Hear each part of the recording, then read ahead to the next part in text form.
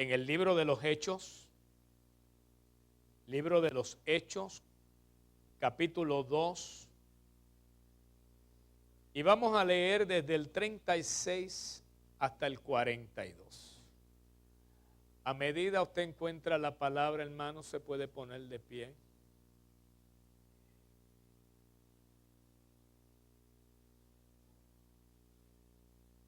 A Dios sea la gloria.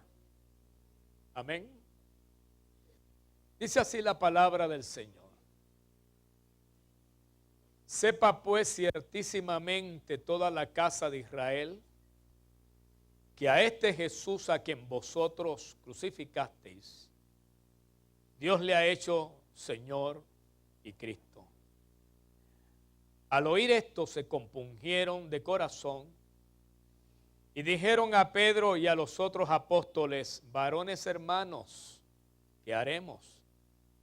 Pedro les dijo: arrepentíos y bautícese cada uno de vosotros en el nombre de Jesucristo para perdón de los pecados, y recibiréis el don del Espíritu Santo, porque para vosotros es la promesa, y para vuestros hijos, y para todos los que están lejos, para cuantos el Señor nuestro Dios llamare.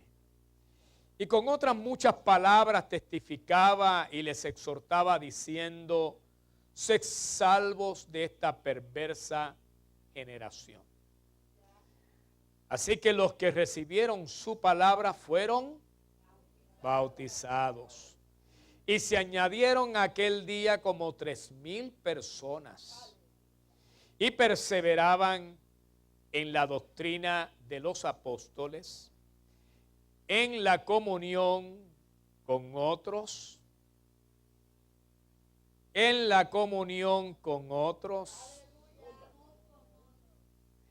el partimiento del pan y en las oraciones. Que el Señor añada bendición a su santa palabra.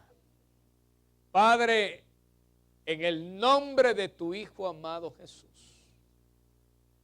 te damos las gracias por esta palabra. Y te rogamos que el Espíritu Santo se mueva con poder y libertad en este lugar y que nosotros reconozcamos tu presencia. Nos inclinemos a ella y permitamos que tu voluntad sea hecha en nuestros corazones. Por Jesucristo, tu Hijo amado, te lo hemos pedido. Amén y amén. Se pueden sentar, mis hermanos. Esta palabra de esta mañana tiene que ver un tanto con la experiencia del bautismo de ayer.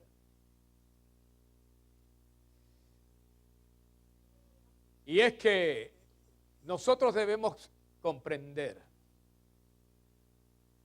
cómo Dios se mueve, cómo Dios nos habla, cómo es que nosotros llegamos al conocimiento de lo que Dios nos revela a través de su Santo Espíritu, y comprender la altitud, la anchura y la profundidad de su santo amor. Es cierto que hay muchas cosas que nosotros no vamos a entender, pero hay otras a las cuales Dios le place revelarnos. Y cuando el Señor le place darnos a conocer ciertos misterios, es porque Él anhela que nosotros lo apreciemos y vivamos en la fe de esa revelación para sostenernos hasta el día de su regreso. Porque no hay duda alguna que Jesucristo volverá. Volverá a visitar la tierra. Ya no como lo hizo la primera vez, pero volverá. Dios mediante, en algún momento que Dios lo determine, y si así lo permite Él, le compartiré cómo volverá. Pero ahora me interesa que podamos comprender cómo es que Dios se interesa tanto en nosotros, que busca distintas maneras para llamarnos la atención y sanar nuestra alma, para acercarnos a Él. Él mismo sabe que nosotros por nosotros mismos no podemos vencer lo que nos asedia, lo que nos persigue, lo que se esconde y no se deja ver, lo que espera calladamente a que nosotros bajemos la guardia para luego Él atacar. Me refiero al pecado. Yo no sé si usted lo sabía, pero el pecado está escondido en nosotros. Hay quienes no, lo quieren ignorar porque, como usted y yo sabemos, a nosotros no nos gustan las malas noticias. Siempre tratamos de esquivar las malas noticias, pero hay que conocerlas para comprender las buenas nuevas. Y eso es lo que hace el Señor. Por eso dice que el Espíritu vendría y nos redarguiría de pecado. No es agradable descubrir que uno es pecador. Más cuando los papás le dicen a uno que uno es bien bueno. De hecho, en mi familia, siempre que me veían a mí, decían que yo era el mejor de la casa, porque no rompía un plato. Lo que no sabe es que escondía la vajilla, pero era escondido. Oiga, hermano, es que la maldad se hace en oculto, porque hoy en día ha cambiado. Hoy en día a la gente le place hacerlo a cualquier hora. Porque la conciencia se ha estado apagando. Ya las personas no saben distinguir entre lo bueno y lo malo.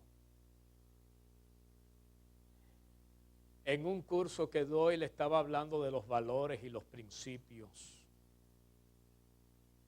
Y le estaba diciendo que los valores y principios están más definidos por el corazón que por las acciones.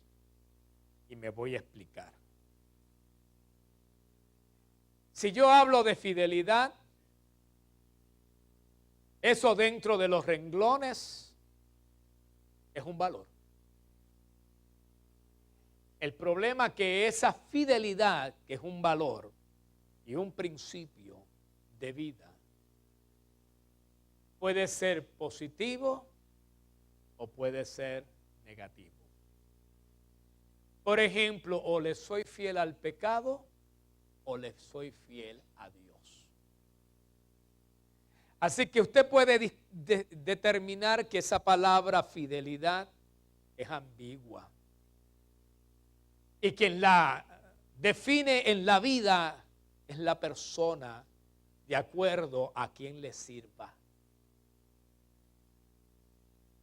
Igualmente puedo hablar de otras cosas que están dentro de los valores. Usted me puede dar cualquier valor y cualquier valor en la sociedad puede tener dos direcciones. O los uso para el bien o los uso para el mal.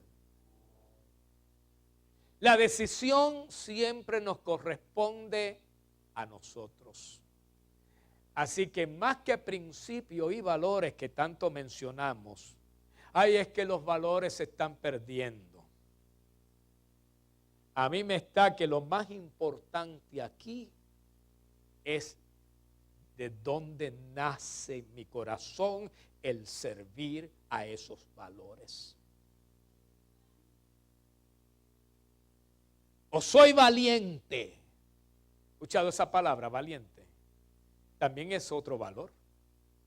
Es otro principio de vida. Pero o soy valiente para hacer lo bueno, o soy valiente para hacer lo malo. Siempre la decisión nos corresponde a nosotros. El problema es que hay veces que queriendo hacer lo bueno, hacemos lo malo. Entonces, ¿qué es lo que se requiere en la casa de Dios? Vivir por la palabra de Dios, que nos declara qué es lo que correctamente le da sentido a los valores en nuestra vida. Lo que le da riqueza a esos valores que los padres y las madres comparten con sus hijos en su crianza, vienen a adquirir influencia poderosa cuando la presencia de Dios está en nuestro corazón. Jesucristo, corrigiendo a unas personas que criticaban a las otras porque no se lavaban las manos antes de comer, les tiene que aclarar que lo que contamina no es lo que entra por la boca, sino lo que sale de nuestra boca, lo que contamina al hombre. Y se refiere exactamente al corazón, a los pensamientos y a los conceptos que nosotros le damos tanta importancia que al momento dado nos lleva a ser más crueles que los mismos pecadores y publicanos. Por eso es que Jesucristo le predicaba a los pecadores y a los publicanos, mientras que los fariseos se encargaban de criticarlo. Nosotros tenemos que entender que realmente los publicanos, los pecadores, los fariseos, los saduceos, los escribas, los que dirigían el templo, todos son pecadores y actuaban injustamente. Es como Juan dijo, a los suyos vino, a los suyos vino, a los suyos vino, mas los suyos, ¿no qué, hermano? Lo suyo lo cumplió. Lo cumplió porque él hizo la voluntad del Padre hasta la muerte. Pero los suyos, los que representaban a Dios en el pueblo de Israel, los que ministraban, los que le llevaban supuestamente la palabra de Dios y velaban porque se cumpliera la ley, aquellos que se supone que intercedieran en el templo por los pecadores, aquellos que se suponen que llevaran sacrificio delante de Dios,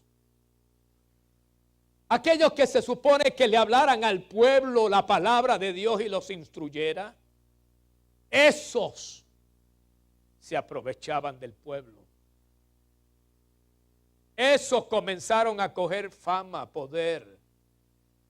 Y cuando vino Jesús, toda su fama y poder estaba siendo amenazada. Y me digo, tu vida está siendo amenazada porque Cristo viene. No a la segunda venida, ahora. Es que estamos acostumbrados a una vida religiosa. Y cuando se nos da a conocer a Cristo de verdad, nuestra vida está siendo amenazada.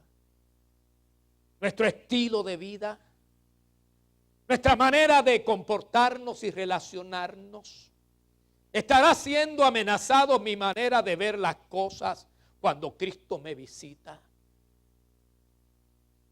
¿Cómo respondo si Cristo viene ahora a mi corazón y me revela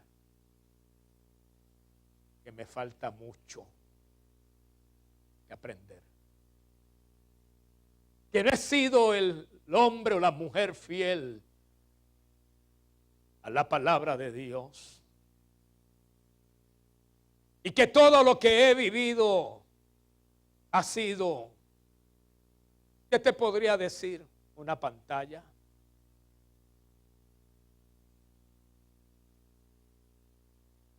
Pero yo prefiero que mi vida sea confrontada por Cristo. Que mi fe, mi religión, mi cristianismo se encuentre con Jesús. Que venga a mi vida y yo pueda decir: Señor Jesucristo, reconozco que mi vida necesita ser confrontada por ti. Encontrarme con tu presencia y sentir libertad. Ahora le voy a explicar qué es eso de ser confrontado por Cristo. Quizás alguien se goce, haga fiesta, piense: ay, qué bueno, Jesucristo visitó a fulano y lo confrontó. Y le dijo unas que otras cosas. No, Cristo no hace eso. Cristo no viene a humillarte. Jesucristo no viene a pisotearte. Jesucristo no viene a exhibir el pecado a los demás para que tú te sientas, qué sé yo, como un muñequito que yo vi de Pedro Picapiedra, que cuando pasó una vergüenza en el asiento se hizo chiquitito.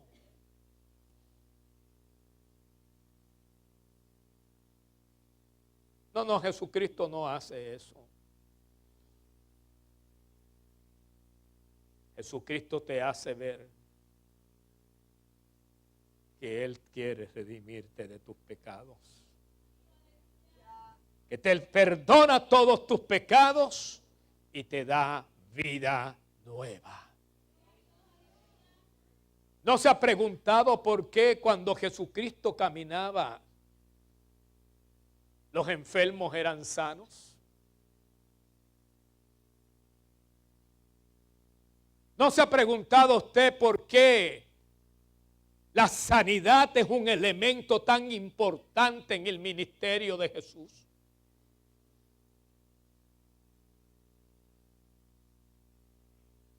Muchos de aquella cultura asociaban las enfermedades con el pecado.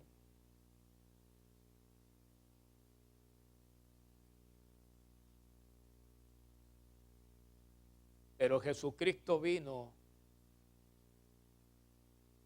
a sanar al pecador. Y no tan solo lo mostró en el acto del perdón, sino que Él lo demostraba en el acto de la sanidad. Cuando aquellas 4 personas le bajaron a través del techo a aquel paralítico, lo primero que Jesucristo dice es: tus pecados te son perdonados. Aquella gente se escandalizó. ¿Qué gente? Los religiosos. Aquellos que en esta época dentro de nuestra sociedad podríamos llamarlos cristianos. Porque es el paralelismo. Y es el consejo que Jesucristo le dio a los discípulos. Guardaos de la levadura de los fariseos, que es la hipocresía. Y qué terrible es que nosotros estemos en la misma postura. Si nosotros nos vemos en esa postura, nos debería dar vergüenza. Y venir rendido a los pies de Cristo y decirle: perdóname, Señor, te había entendido mal. Ahora quiero conocerte de verdad. Quiero que el poder y la misericordia fluya a través de mi vida por el poder de tu gracia.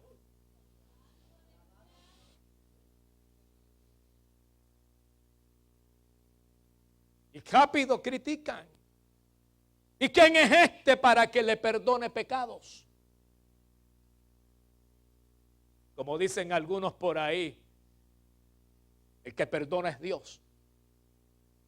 Sí, hermano, si usted leyó la Biblia, sabrá que Dios es el que perdona los pecados, pero nos mandó a nosotros a perdonarnos los unos a los otros.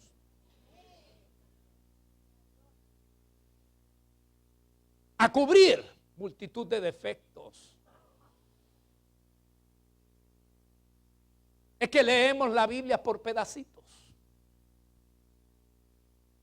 Pero entonces Jesús, que conoce los pensamientos, que te conoce a ti, me conoce a mí, que ahora mismo Él debe estar leyéndote todo lo que estás pensando. Él sabe ahora si sus pensamientos en esta mañana están abiertos para escuchar la voz de Dios o los prejuicios están gobernando tu corazón.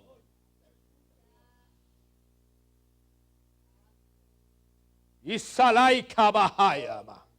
Mi alma alaba al Señor. Dios sana la iglesia. Dios sana la iglesia.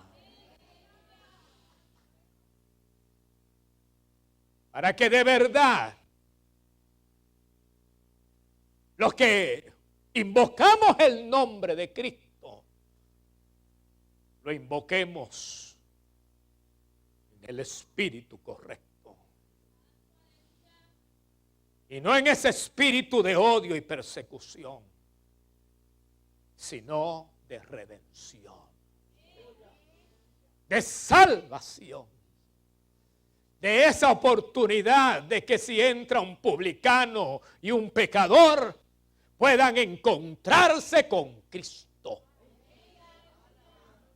No con el círculo de oración, no con una denominación, no con unos hábitos, ritos y costumbres, no con unas tradiciones, sino con la vida perfecta de Cristo gobernando la iglesia. Donde haya sanidad, porque eso fue lo que hizo Jesús. O sea, le dice a aquella gente que esto es lo que hay, que ustedes están confundidos, que ustedes no comprenden, que yo he venido a salvar y a sanar lo que se había perdido. Entonces los mira y les dice: pues mira, voy a hacer algo. Mira al paralítico y le dice: levántate, toma tu lecho y anda. A Dios sea la gloria. ¿Cuántos de nosotros podemos estar paralíticos espiritualmente? Es como decirle a aquellas personas: ustedes están más paralíticos que el paralítico.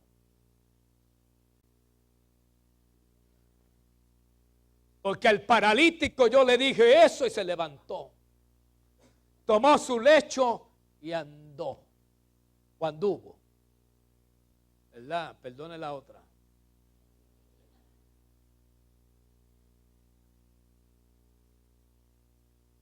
Pero aquellos que estaban allí endurecieron su corazón.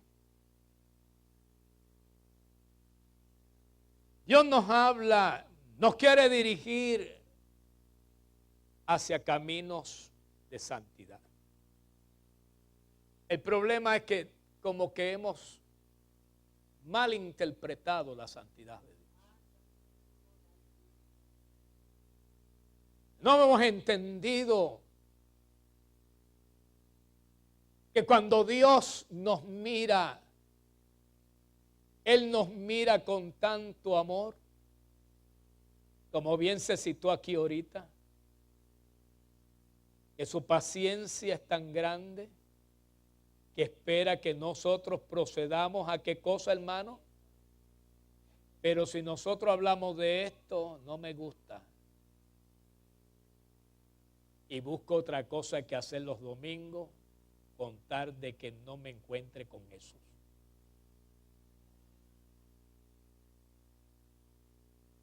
¿Cómo le va eso? Tenemos que rendirnos. Debemos de dejar de distraernos. He visto que hay personas que hasta en el templo se distraen. No voy a mencionar las distintas modalidades de distraerse en el templo, porque no quiero ofender a nadie. Sin embargo, el llamado de Dios es: Jehová Dios está en su santo templo. Y eso significa no tan solo hablar,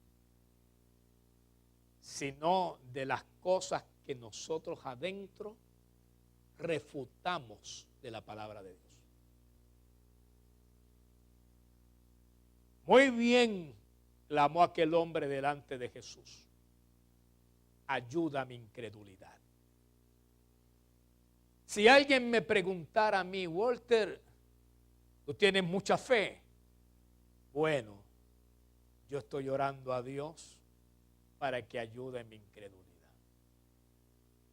Porque con tantas cosas que uno ve y oye, y con tantas cosas que la gente hace, es un milagro que yo no sea incrédulo. Mire lo que hace Dios. Si usted está aquí en esta mañana ya permanecido y está escuchando esta palabra que creo que es muy directa, es porque Dios ha estado respondiendo a la necesidad de tu corazón. Y le da la gloria a Dios por eso. O sea, está ayudando a nuestra incredulidad. Esto lo que quiere decir es que Dios nos lleve a creer de día en día. Y aquí es que voy, y con esto termino por hoy. Oiga, Gemó.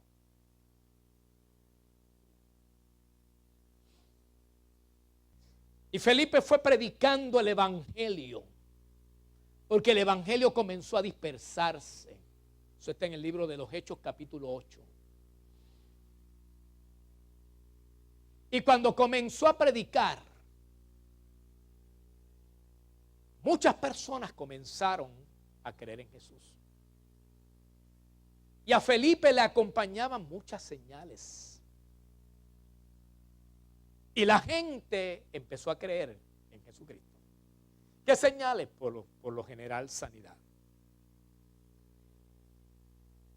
El asunto es que eso llegó a los apóstoles. Y los apóstoles quisieron ir a Samaria para ver lo que estaba pasando. Y de momento les pregunta a ellos si habían recibido el bautismo del Espíritu Santo. Porque ellos habían sido bautizados en las aguas. Interesante. Algo parecido ocurrió con Pablo cuando predicó en Éfeso.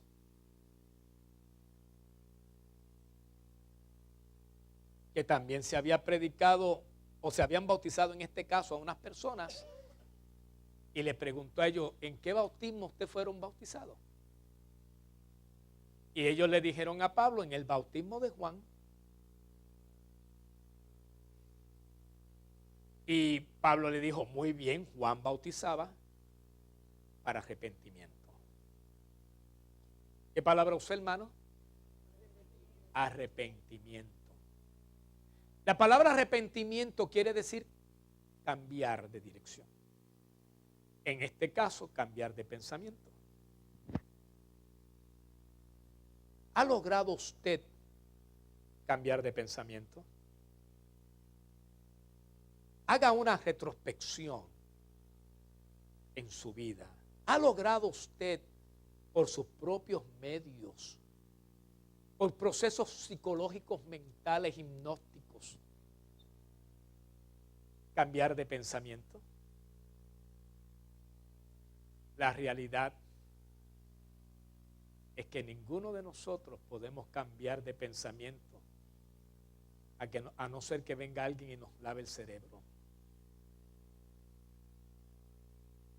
Sin embargo, yo conozco uno que es capaz de cambiar nuestra manera de pensar y poner en nosotros una nueva manera de ver la vida y de ver las cosas. Ese que conozco lo citó Pablo a Timoteo diciéndole que es el que es capaz de concedernos el que nosotros podamos arrepentirnos. O sea, el que es capaz de cambiar nuestra forma de pensar. Y cuando le escribe eso a Timoteo, le dice que no podemos cambiar nuestra manera de pensar porque nosotros estamos atados por el diablo, cautivos, hasta un punto, hasta que llega Jesucristo. Amén, hermano. O sea que cuando llega Jesucristo, es el momento que el Padre Todopoderoso nos está concediendo la oportunidad de salir corriendo y arrepentirnos delante de Dios. Quizás alguien me diga, pero yo soy cristiano. Pues arrepiéntete también. Te lo digo con sinceridad, hermano. Yo llevo 30 y pico de años en el Evangelio. Y sé que no hay ni uno justo. Así tengas el nombre de cristiano. Porque he visto tantas injusticias. Tantas. Que a veces me dan ganas de llorar. Claro. ¿Usted sabe cuándo es que uno se da cuenta de la injusticia? Cuando uno es el que la sufre. Mientras usted no la sufre, mientras usted no la padece, todo es como color de rosa, usted es feliz haciendo injusticias también. No nos damos cuenta ni aún de nuestras propias injusticias hasta que las sufrimos. Con razón Jesucristo dijo, no juzguéis para que no seáis juzgados. Con la misma vara con que medís serás medido. Así que alguien me dirá, pero eso te lo inventaste tú. Pues léete la carta de Apocalipsis a las iglesias. Porque quien Dios llamó de 7 a 5 llamó a arrepentimiento. Y son iglesias. Vamos a vivir en la verdad, hermano. ¿Verdad que sí? Que Dios nos conceda. Y yo creo que en esta mañana Dios nos está concediendo esa oportunidad. La oportunidad de arrepentirnos. ¿Y qué pasa cuando aprovechamos la oportunidad que Dios nos da? El espacio de responderle a Dios. El espacio de recibir a Jesús. De verdad. No de apariencia. Con sinceridad, con humildad, con sencillez de corazón. Cuando nosotros le recibimos hay una promesa de Dios. Y es que cuando le recibimos, Él nos da la potestad de ser hechos hijos de Dios. Yo no quiero llamarme hijo de Dios. Yo quiero ser hecho hijo de Dios. Yo quiero ver que en mi vida se ejecute ese amor de Dios que destaca a los hijos de Dios en este mundo. En el Sermón del Monte Jesús lo dijo también. En el Sermón del Monte yo veo a un Jesús diciéndole a aquella multitud que los hijos de Dios son capaces de orar aún hasta por los que los maldicen. Y bendecirlos aún aquellos que nos calumnian. Cosa de loco, no, cosa de hijos de Dios. Locura para el mundo, pero cosa de ir hijo de Dios, en nosotros obrando poderosamente. Esa es la sanidad más grande que usted y yo podemos tener. Cuando nosotros damos ese espacio, el Espíritu Santo viene. Porque ahí viene la experiencia en Samaria como también en Éfeso. Es que hay una necesidad que como iglesia tenemos. Y no es hablar lengua. No es danzar. No es cantar bonito. No. No es, vamos, mover las montañas. Usted me dirá, ¿qué usted está haciendo, hermano Walter? Te estoy citando 1 Corintios 13. ¿Lo va viendo? No. Hay que hacer esas cosas porque el Espíritu lo hace, sí. Pero si no tienes amor, de nada te sirve. Si no tienes esa esencia de vida que es el Hijo de Dios obrando en ti, de nada sirve. Porque usted sabe que el que no busca lo suyo es Jesucristo. Todos nosotros aquí buscamos lo nuestro. ¿Quién quiere el mejor empleo? ¿Quién quiere la mejor casa? ¿Quién quiere el mejor carro? ¿Quién quiere el mejor televisor? Si fulano tiene un televisor de 52, yo quiero uno de 60.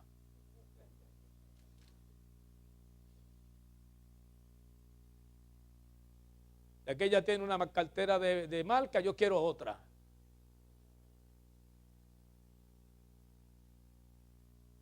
Claro, si usted puede darse el lujo de déselo. Pero no busque lo suyo. Amén, hermano. Gócese, de palabra, con el que se goza.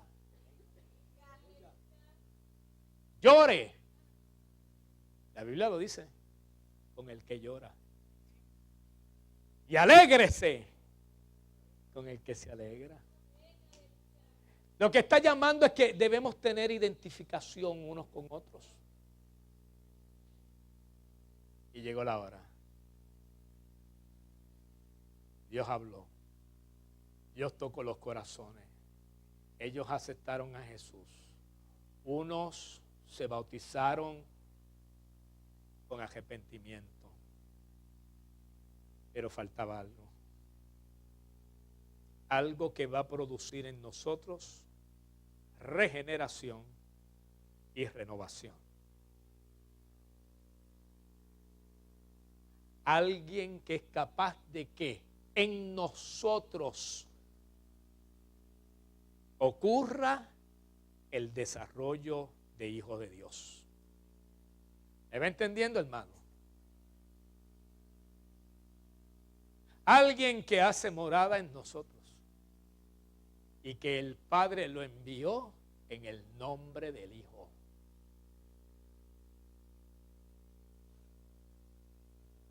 Porque esa es la experiencia de la potestad de ser hecho hijo de Dios.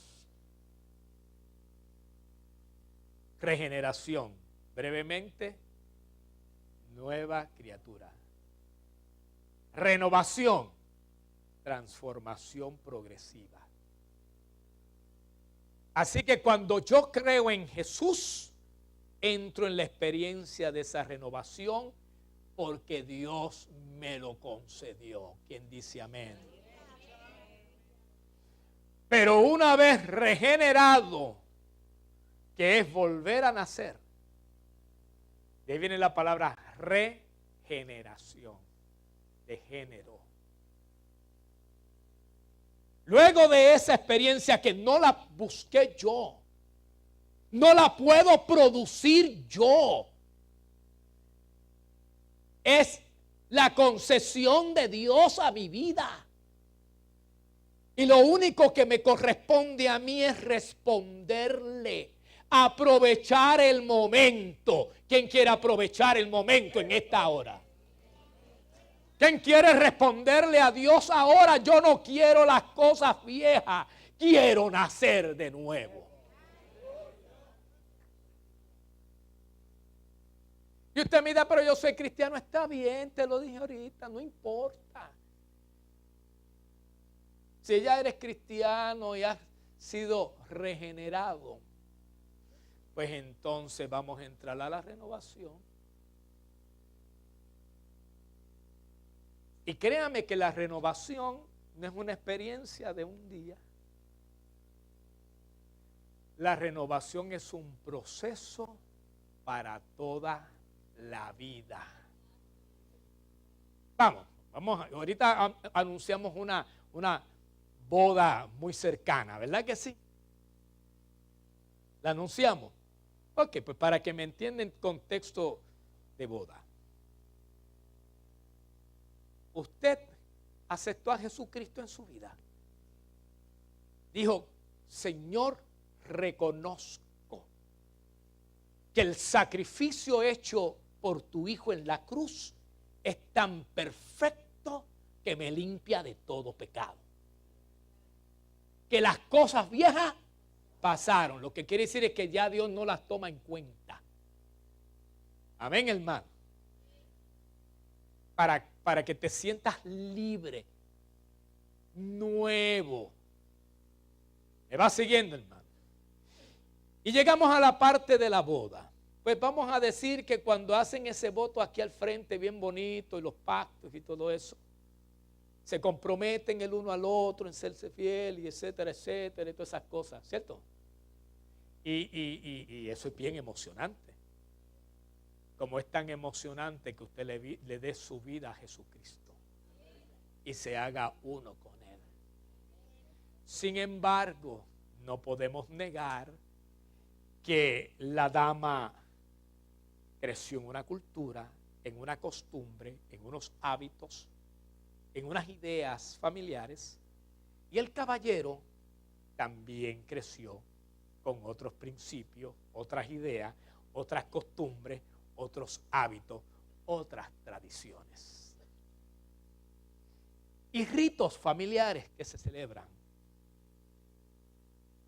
Cuando usted recibe a Jesús en su vida y se hace uno con Él, Él sabe todas las malas costumbres que nosotros arrastramos. Y lo grande y extraordinario de esto es que a pesar de que Él lo sabe, se juntó con nosotros. Porque Él no ignora nada, lo que lo ignoramos somos nosotros. ¿Lo va viendo? ¿Y qué hace el Señor? Él no se divorcia de nosotros. ¿Quién dice amén?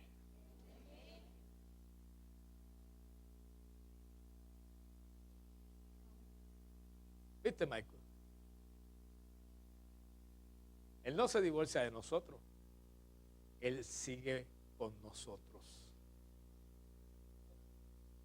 Ay, es que yo no sé cocinar. No te preocupes si no sabes cocinar. Cristo es un buen maestro. Y paciente.